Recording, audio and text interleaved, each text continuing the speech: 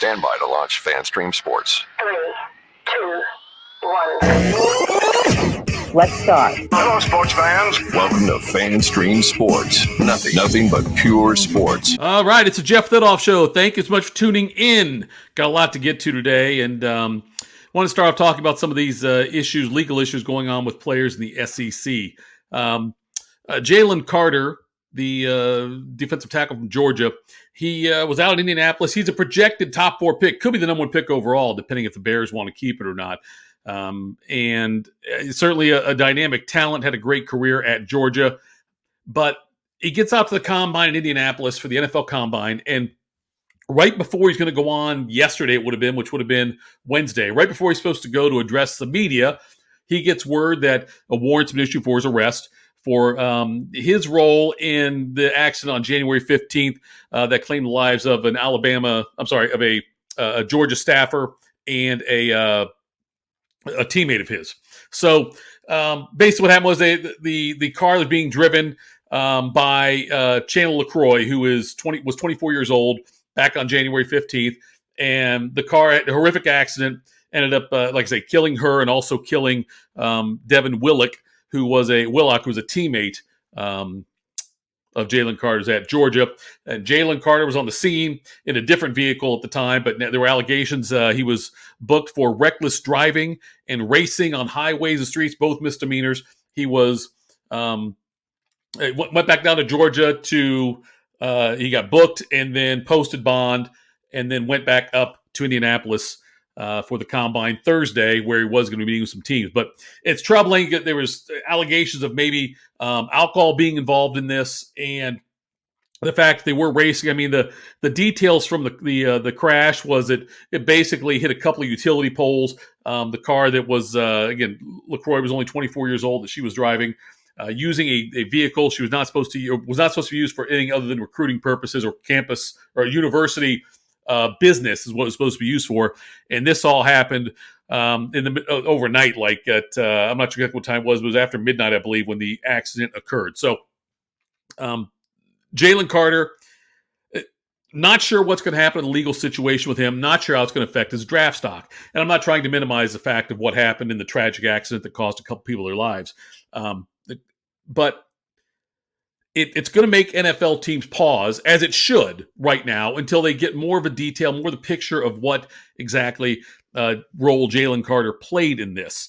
And again, there are both misdemeanors for the reckless driving and racing on the highway. So it's not, at this time, it's nothing more than a couple of misdemeanors he was in charge with. But nonetheless, the timing of it is what the problem is for Jalen Carter, as he was supposed to, it was his one time to meet with the media. Was yesterday. There's no other time to make that up. Adam Schefter said that on Thursday he was back in Indy and was meeting with teams. So character will come into this. But look, I'm not stupid on this. I know that if an NFL team thinks you're good enough, they're going to find excuses or reasons, I should say, maybe reasons to talk themselves into drafting you. If the NFL team doesn't totally believe in you, then that's going to be one more reason to not believe in you and to drop you down the draft board. I'm not sure if he'll drop down. I would imagine when it's all said and done, we've still got the draft is April 27th, so we're still almost 2 months from the draft. So I imagine by then there'll be more of a clarity on what exactly happened, and I imagine Jalen Carter still goes in the top 4 when it's all said and done. But that was the big news out of the NFL Combine. We'll talk more about the Combine here shortly. The other news out of the SEC the legal stuff is just very troublesome, but Alabama could not have looked more inept with how they're handling the Brandon Miller situation. Brandon Miller is the freshman basketball player for them, one of the best players in the country. He'll be freshman of the year, and he might be national player of the year. He's going to be a top 10 draft pick in the NBA draft. So Brandon Miller, allegedly, he took a handgun that belonged to a former teammate now, but a teammate at the time of his. The teammate calls and says, "Hey, bring me my gun." And Miller, I guess, was kind of on his way already there. The gun was in the backseat of a car. Miller, according to police reports, he said he never touched the gun, and the gun was ended up being used to kill a 23-year-old woman, and by this former teammate, the teammate that was kicked off the team. But the fact that this happened back also on January 15th, by the way, ironically, and we never heard about Brandon Miller's involvement in it until just recently. And my problem with it is, well, first when it came out that he was, police were talking to him. Now he did nothing illegal. Okay, nothing illegal as far as the state of Alabama goes. What he did is not illegal in any way, shape, or form. He so there's no charges attached to this. The gun though that he did deliver, which wasn't his gun, but the gun he did deliver did lead to a murder. So my problem with this is Alabama never sat him down at all. In the beginning, when they found out about this, and look, they knew about this back in January, they should have sat him down and at least made a statement about it, as opposed to waiting for it to come out now and well over a month later when it comes out that all these things happen. I understand innocent until proven guilty, and there's nothing we have to worry about here legally for him. But Alabama, also Nate Oates, the head coach, comes out and says something to the effect of, he was in the wrong place at the wrong time, then apologized for that. It was much more than that. They should have just at least sat him down, made a statement, said, look, this happened. This was tragic. We're getting all of our notes together. We're finding out exactly what happened. And during that time, we're going to have Brandon sit down, maybe for a game.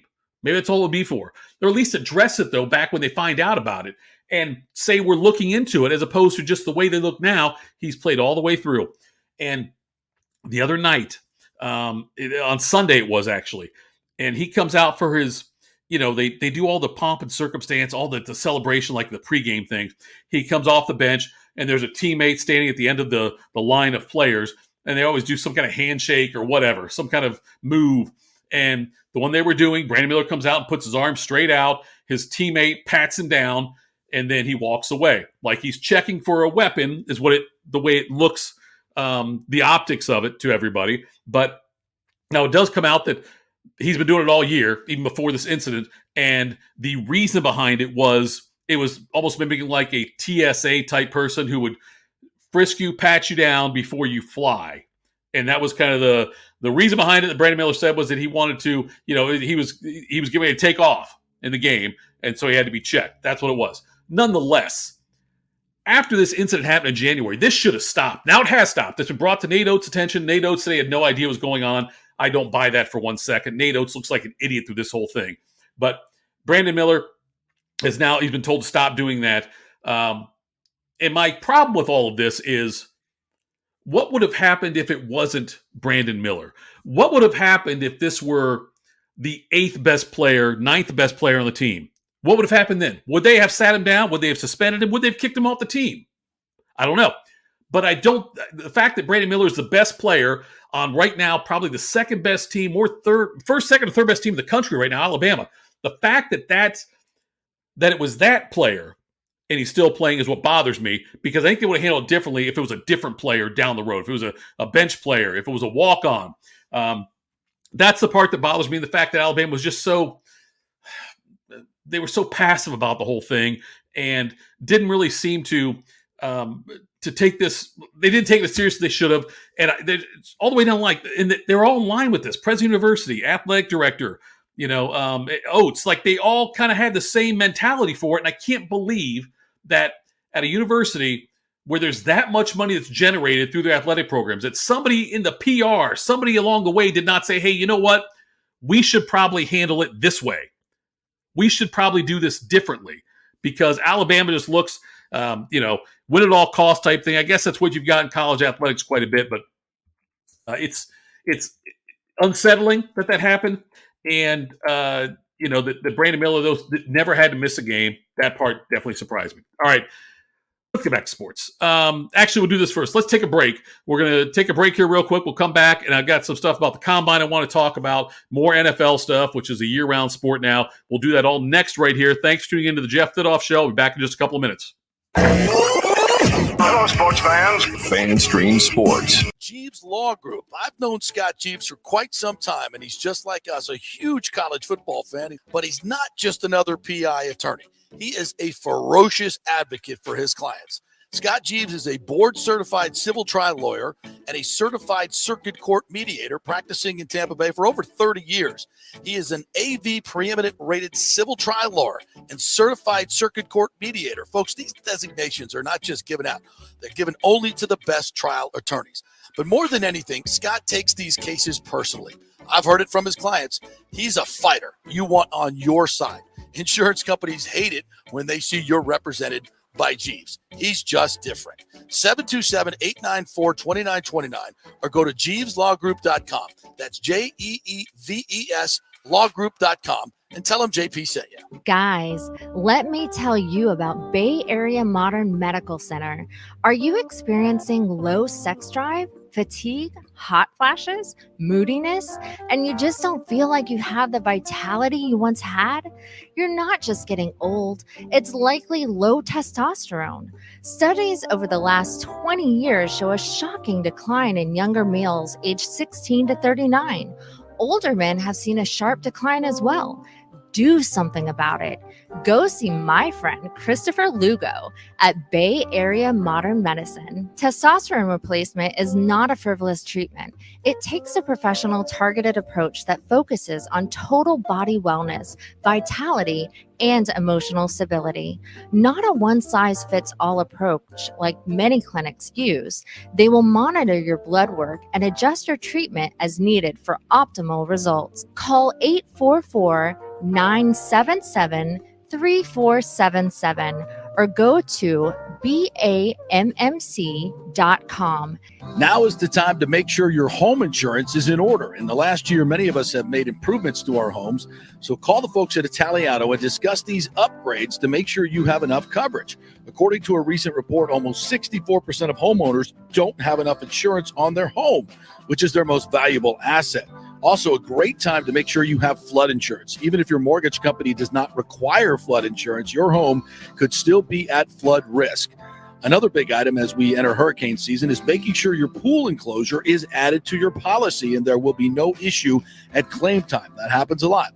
So call your friendly agent at Italiano Insurance to review your policies today. 813-877-7799 or ItalianoInsurance.com. Attention, if you are home shopping or looking for a refinance, and even if you already have the approval letter, you must call my man Scott Fitzgerald at American Mortgage Services. Scott has a brand new program available in the greater Tampa Bay area called the Community Advantage Loan Program. Get this, no money down, no mortgage insurance, no points, no origination fee, purchase or refinance, and loan amounts up to $647,000. Now, there are some application requirements. It must be a single-family home, one unit, primary residence, and have a minimum 640 credit score. The program only applies to certain neighborhoods, so you have to call to find out if you qualify. So call Scott Fitzgerald at 813-294-7595 or email him at scott@amstampa.com.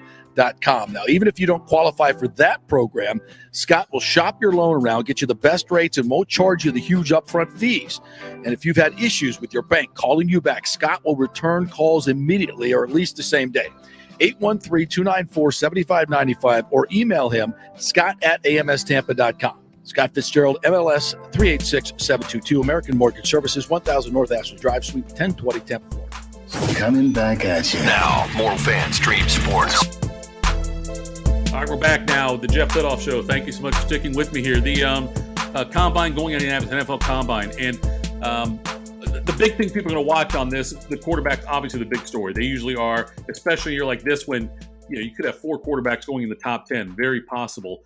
And they all appear to be pretty quality quarterbacks as well when you're talking about Bryce Young, C.J. Stroud, Anthony Richardson, and Will Levis from Kentucky. Don't forget about Hooker from Tennessee. Is another guy who's going to go probably in the 2nd or 3rd round. But the thing I was going to look at here is Bryce Young and his height and weight, his measurables. Now, I think he's listed like 5'10", 5'10 and a half, whatever, 187, I think, with Alabama. We'll see if he really weighs that much when they weigh him in.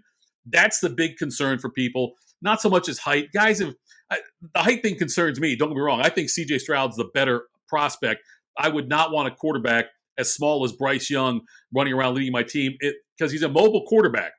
And which he has to be if you're that size. You've got to move the pocket. You can't just stand back there and fire darts. So he has to be a mobile quarterback, which he is, which also lends himself, though, to more injuries. When you're that size, if you do weigh that much, we'll see what he weighs at the combine.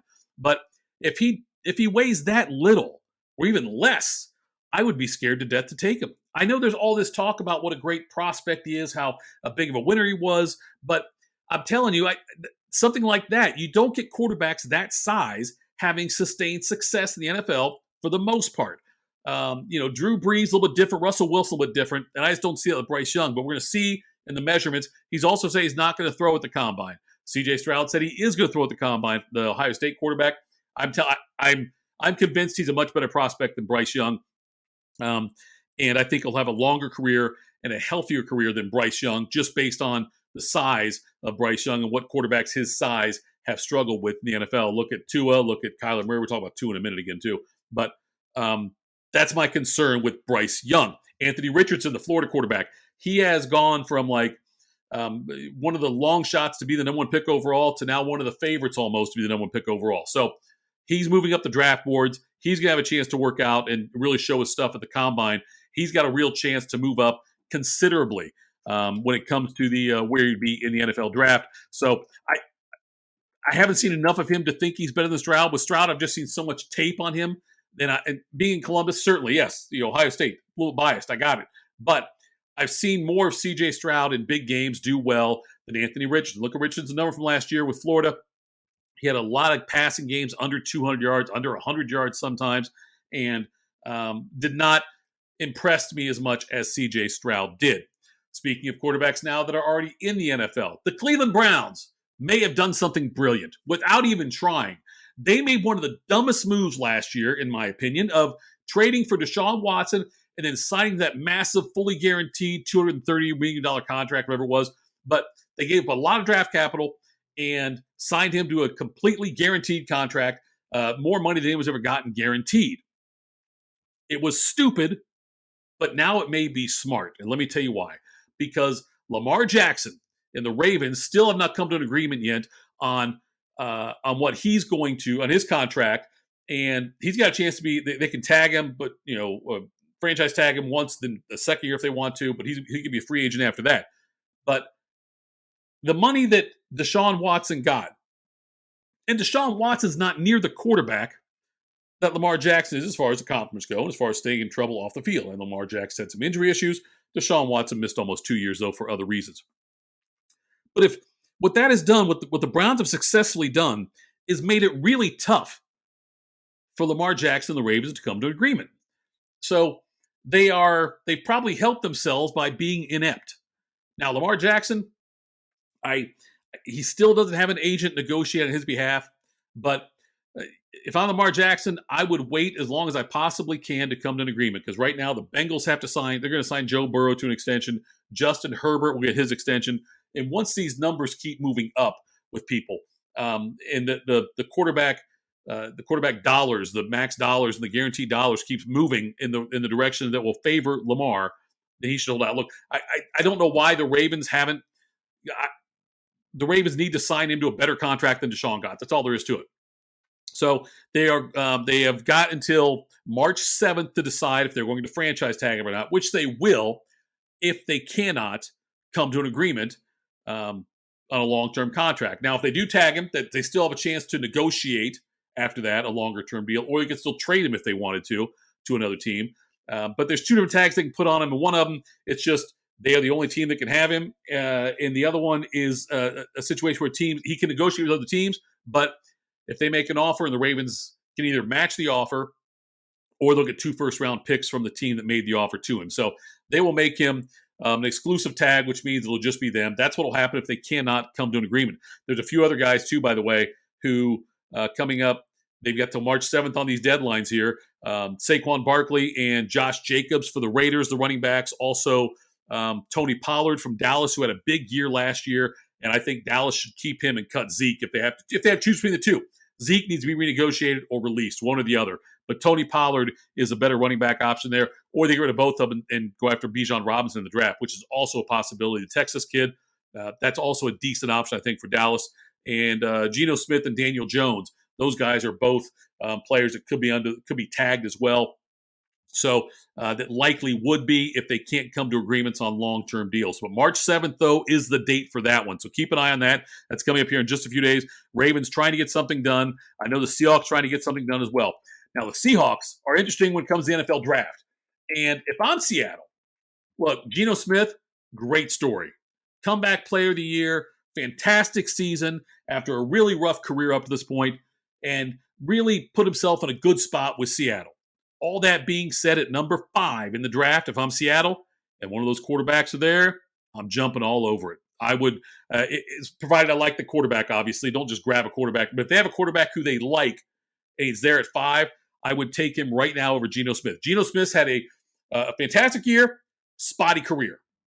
So do you really want to pass up on a chance to draft potential generational quarterback because Geno Smith had one good year and he's, 30 years old now in his career. He's bounced around quite a bit, been back up in a lot of places, didn't do well as a starter in a lot of places, or in a couple of places. So worth watching. If I'm Seattle, I certainly would consider grabbing a quarterback there at the number 5 spot.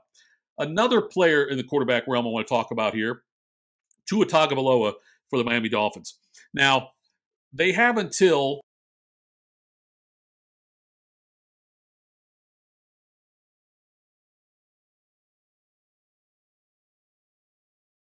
they've got a chance with Tua. They have until June to pick up his 5th-year option if they want to do that. If I'm the Dolphins, I probably don't do that. If I'm the Dolphins, I would not pick up the 5th-year option. I would do what the Giants did, like they did with Daniel Jones, make him prove it this year. Tua's just had too many injuries, too many serious head injuries, too. We all saw what happened last year when he's on the field and he's almost convulsing with his hands kind of tighten up. And it's too... I wouldn't do that. I would not sign Tua to the 5th-year option yet. I'd want to see what he can do and make sure he can stay healthy. It's a brutal sport. Guys get hurt all the time. We know that happens. So I would not do the 5th-year option on him yet. I would wait and see. His 5th year of his rookie deal, by the way, he's got till May 1st on that. I'm sorry, is what it is. May 1st is when he can. It's not June. It's May 1st when the Dolphins have to decide whether to pick up his 5th-year option. If they do that, that would be worth $23.2 million in 2024. So this is not concerned 2023. He's locked in as the 2023. His salary's there. It's happening. This would be for 2024. Would be the 5th-year option for Tua. And again, if I'm the Dolphins, I do a hard pass on that. I wait. I see what happens. See if he can play this year. Make sure doesn't have any more issues with concussions. But that's what I do if I were them. All right. Another break coming up here. Coming back, I do want to talk some more NFL. A couple of guys got released, and somebody applied for reinstatement. And Russell Wilson being Russell Wilson. We'll talk about all it next on the JT Jeff Thitoff Show right here, FanStream Sports. Hello, sports fans. FanStream Sports. Jeeves Law Group. I've known Scott Jeeves for quite some time, and he's just like us, a huge college football fan. But he's not just another PI attorney. He is a ferocious advocate for his clients. Scott Jeeves is a board-certified civil trial lawyer and a certified circuit court mediator practicing in Tampa Bay for over 30 years. He is an AV preeminent rated civil trial lawyer and certified circuit court mediator. Folks, these designations are not just given out. They're given only to the best trial attorneys. But more than anything, Scott takes these cases personally. I've heard it from his clients. He's a fighter you want on your side. Insurance companies hate it when they see you're represented by Jeeves. He's just different. 727-894-2929 or go to JeevesLawGroup.com. That's JEEVES lawgroup.com and tell him JP sent you. Guys, let me tell you about Bay Area Modern Medical Center.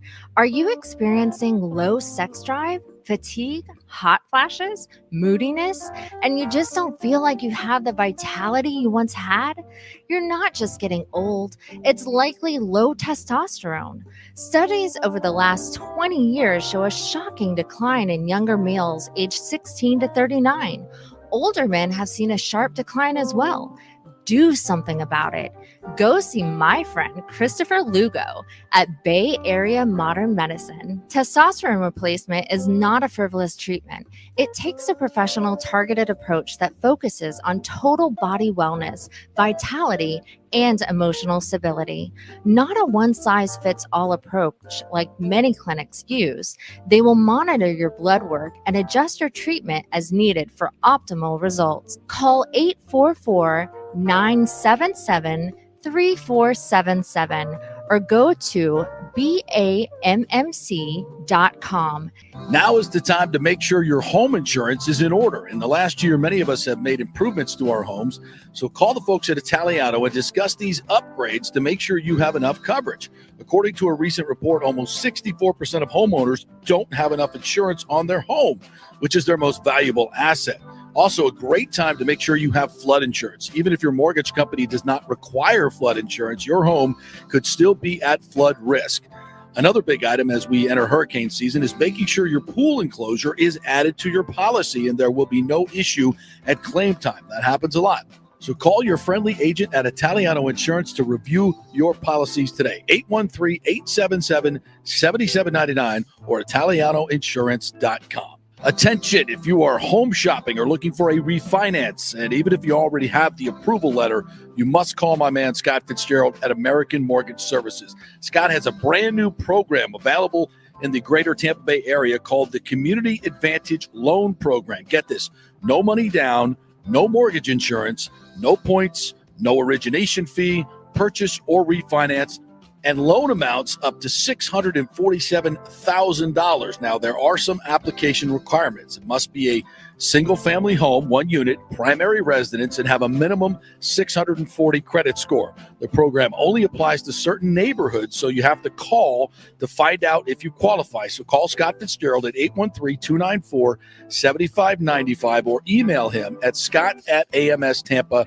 Now, even if you don't qualify for that program, Scott will shop your loan around, get you the best rates, and won't charge you the huge upfront fees. And if you've had issues with your bank calling you back, Scott will return calls immediately or at least the same day. 813-294-7595 or email him, scott@amstampa.com. Scott Fitzgerald, MLS 386722, American Mortgage Services, 1000 North Ashland Drive, Suite 1020, Tampa, Florida. Coming back at you. Now, more FanStream Sports. All right, we're back here. Thanks for sticking with me here on the Jeff Thitoff Show on FanStream Sports, powered by DSPMediaOnline.com. And Calvin Ridley has applied for reinstatement with the NFL. You remember Calvin Ridley was the fantastic receiver for the Atlanta Falcons. When he was injured, he did some betting on some NFL games and was suspended for a year by Roger Goodell in the NFL. And now he's applied for reinstatement. He was a dynamic receiver when he was healthy out there playing for the Falcons, had a lot of great seasons with Matt Ryan at quarterback. And Ridley still has a lot left in the tank. Now he's applied for reinstatement. The other thing, I don't know if you know this or not, but he was traded at the deadline to the Jacksonville Jaguars by the Falcons. So he is now in Jacksonville. Think about what a weapon that will be with Trevor Lawrence in Jacksonville if Ridley gets reinstated, which I believe he will. But that team, with how great they looked in the second half of the season, and in the second half of that game against the Chargers in the playoffs, they had a huge comeback. If you add Calvin Ridley to that team with the talent they already have, look, I already think they're the best team in the AFC South. I like them better than Tennessee. I like them better than Indy. And I certainly like them better than Houston.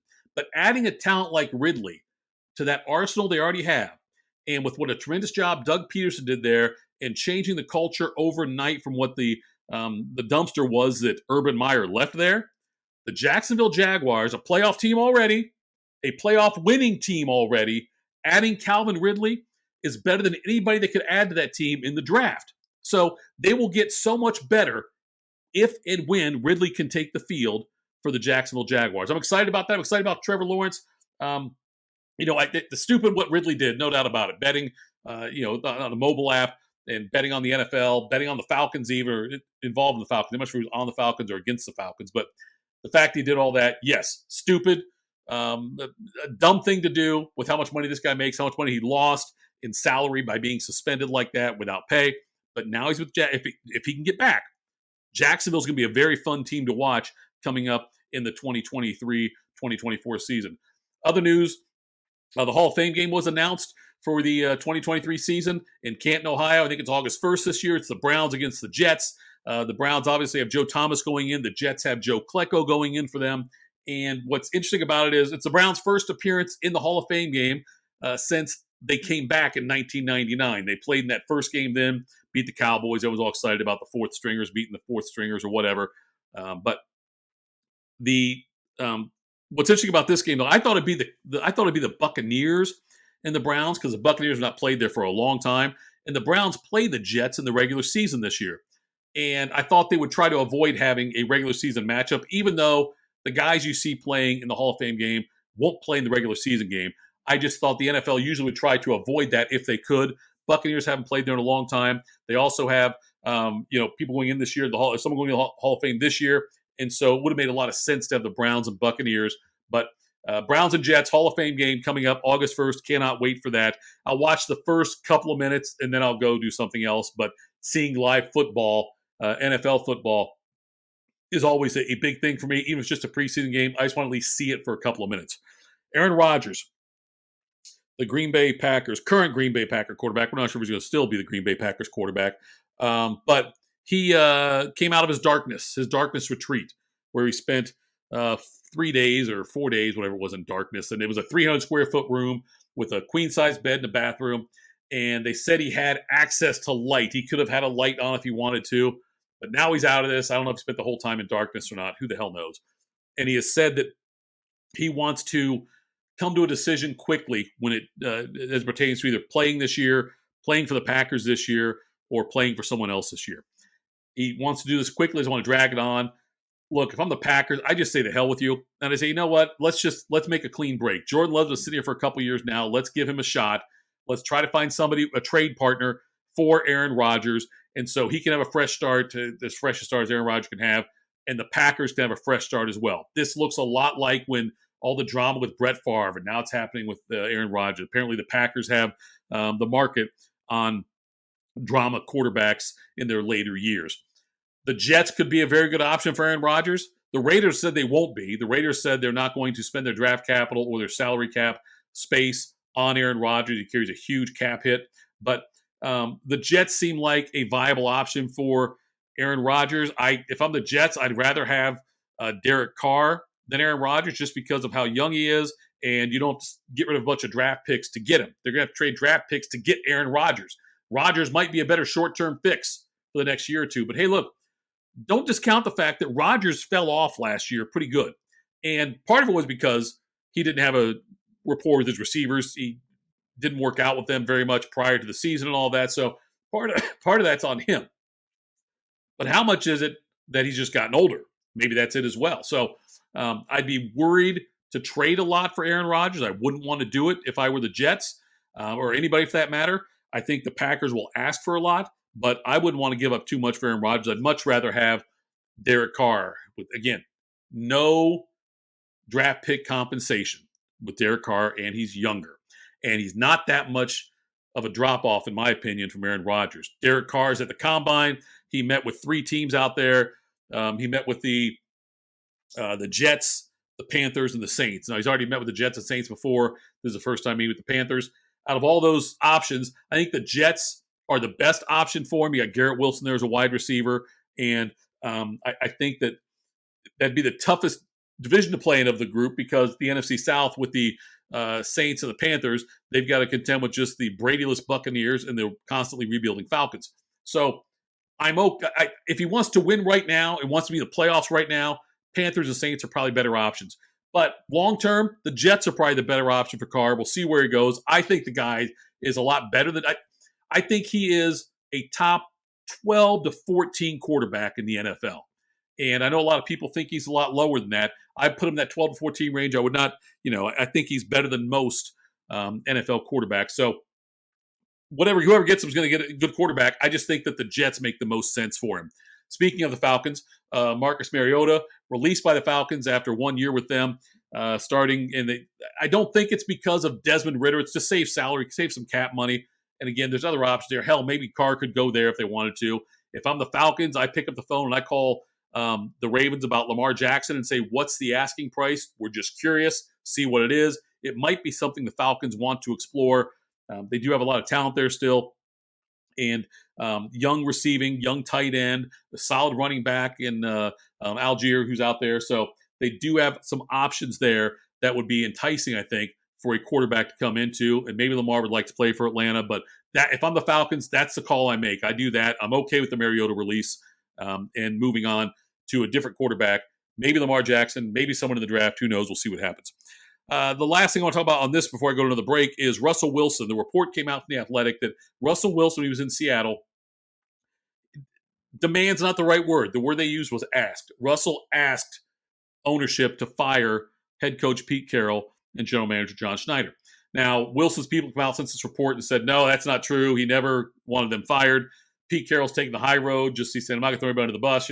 Teammates or, they're my players for life and all this stuff. And Pete Carroll said all the Phil Jackson, kumbaya, correct stuff to say about the situation. But if it did happen, that speaks a lot to why the Seahawks unloaded Russell Wilson when they did.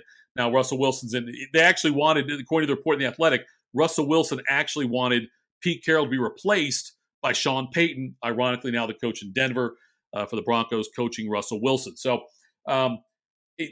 we always have the talk about, did Brady make Belichick or did Belichick make Brady? Well, we can do the same thing here. Did Russell Wilson make Pete Carroll? Because Pete Carroll was not a very successful head coach in the NFL before. He went to USC, obviously had success, then came back to Seattle. But he did not do so well with the Jets and with the Patriots when he was in the NFL the first time around. So did Russell Wilson make Pete Carroll, or did Pete Carroll make Russell Wilson? And I think it's safe to say that Russell Wilson was made by Pete Carroll. Pete Carroll should get more of the credit, I think, for how successful Russell Wilson was. Now, Wilson's got a chance to change that narrative in Denver with Pete Carroll, with Sean Payton. He's got a chance to do that. We'll see what the Broncos can do. Sean Payton's come in and said we're going to do things a lot differently than were done last year. Russell Wilson seemed to have free reign, office on the second floor, all these different members of his team, not the Broncos team, but of his, like his quarterback coach, fitness, strength and conditioning, all the different guys that are part of the Russell Wilson business were in there. And Sean Payton said that's not going to be the case this year. We'll see if that actually holds true. All right, coming up next, talk a little NBA, a little XFL, believe it or not, and college football wants games to speed up, be a little faster. We'll talk about some of those changes coming up. It's next on the Jeff Thitoff Show right here on FanStream Sports, DSPMediaOnline.com. Hello, sports fans. FanStream Sports. Jeeves Law Group. I've known Scott Jeeves for quite some time, and he's just like us, a huge college football fan. But he's not just another PI attorney. He is a ferocious advocate for his clients. Scott Jeeves is a board-certified civil trial lawyer and a certified circuit court mediator practicing in Tampa Bay for over 30 years. He is an AV preeminent rated civil trial lawyer and certified circuit court mediator. Folks, these designations are not just given out. They're given only to the best trial attorneys. But more than anything, Scott takes these cases personally. I've heard it from his clients. He's a fighter you want on your side. Insurance companies hate it when they see you're represented by Jeeves. He's just different. 727-894-2929 or go to JeevesLawGroup.com. That's JEEVES lawgroup.com and tell him JP sent you. Guys, let me tell you about Bay Area Modern Medical Center.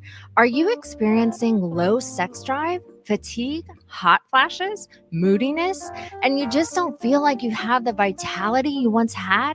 You're not just getting old, it's likely low testosterone. Studies over the last 20 years show a shocking decline in younger males aged 16 to 39. Older men have seen a sharp decline as well.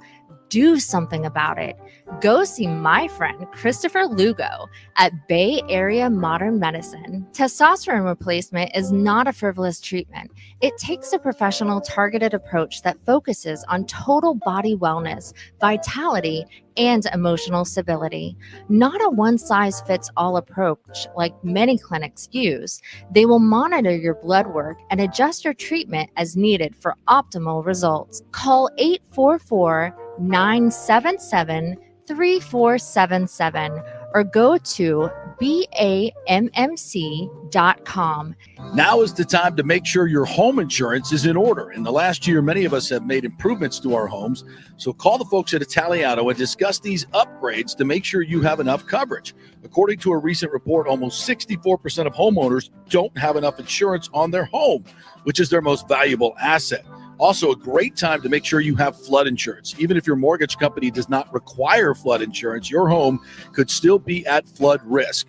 Another big item as we enter hurricane season is making sure your pool enclosure is added to your policy and there will be no issue at claim time. That happens a lot. So call your friendly agent at Italiano Insurance to review your policies today. 813-877-7799 or ItalianoInsurance.com.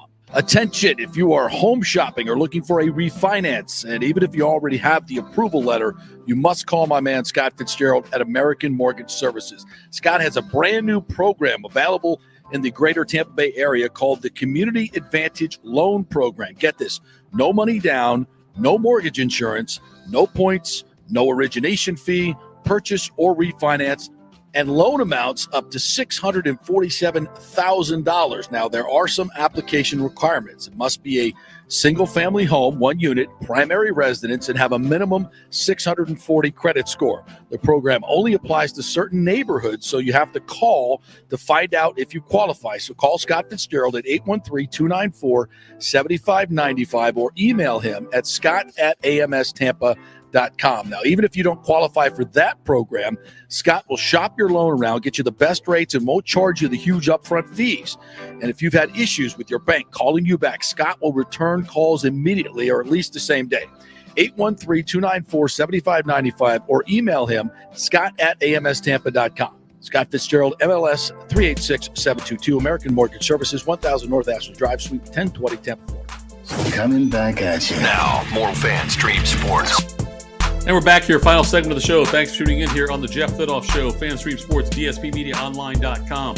Kevin Durant made his debut with the Suns last night, scored 23 points. Suns picked up a win, and I'm excited to see what this Suns team can do. They've got a very short amount of time to really mesh. When you got him, though, and you got Devin, can stay healthy, is going to win the NBA championship this year. I like them better than any other team, regardless of the lack of depth, but it is all contingent on the health. They have all had health issues this year, as far as like the older guys with Durant and Paul, certainly, and Booker also has had his injury issues as well.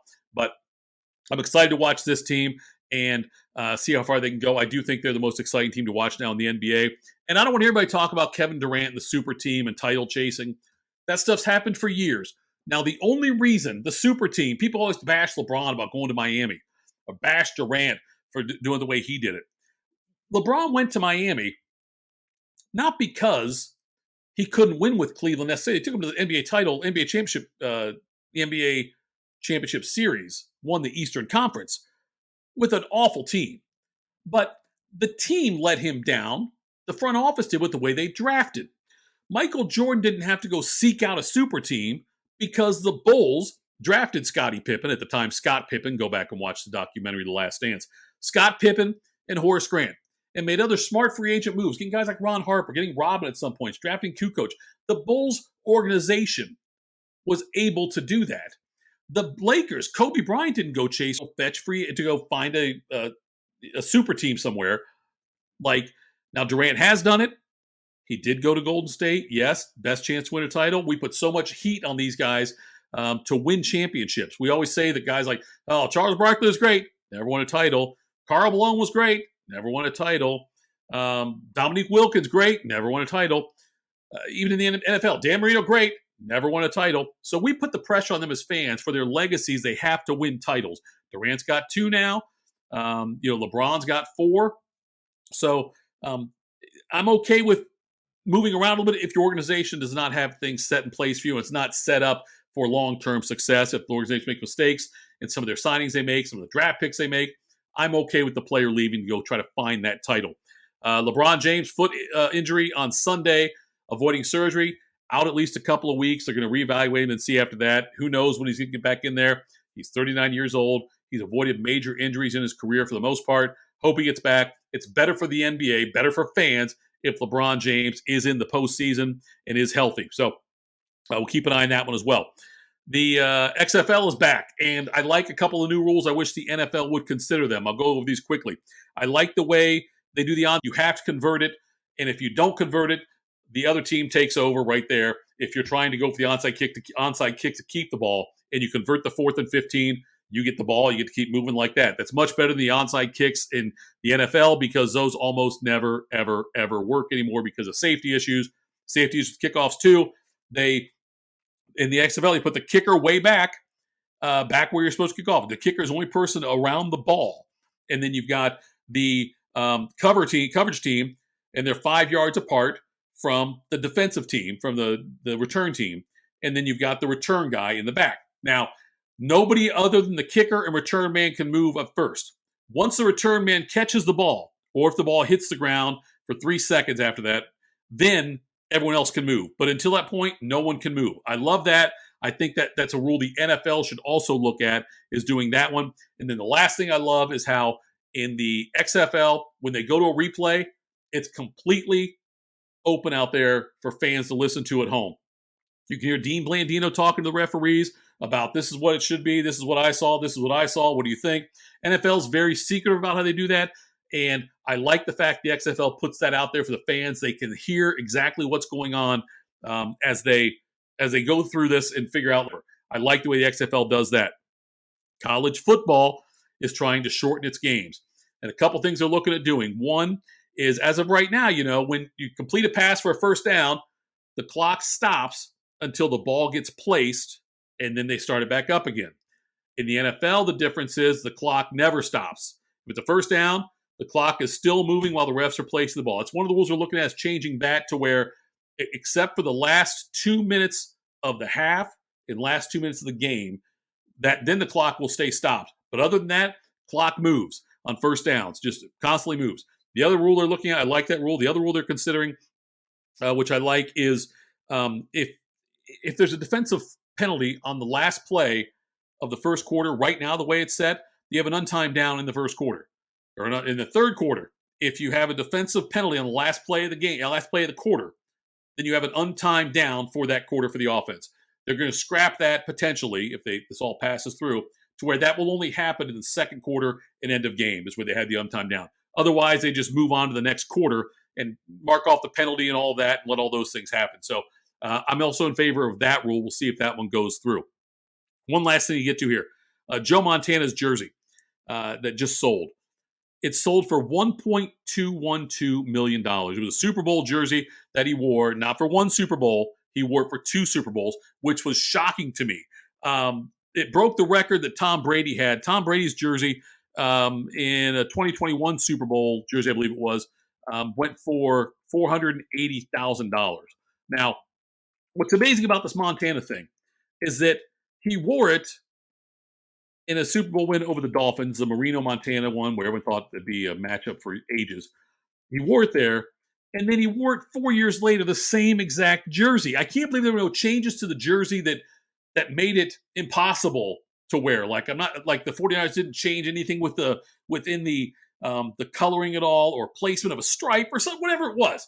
But the jersey, though, was the same exact one that he wore and when he beat the Dolphins 38-16, the same one he wore when he beat the Bengals in that game. I think it was on the last second drive, they threw the touchdown pass to John Taylor. So in 1989, I think the final score of that game was 20-16, if I'm not mistaken. But the fact that he wore the same jersey for 2 Super Bowls is amazing. But $1.212 million is how much it sold for, a record for that.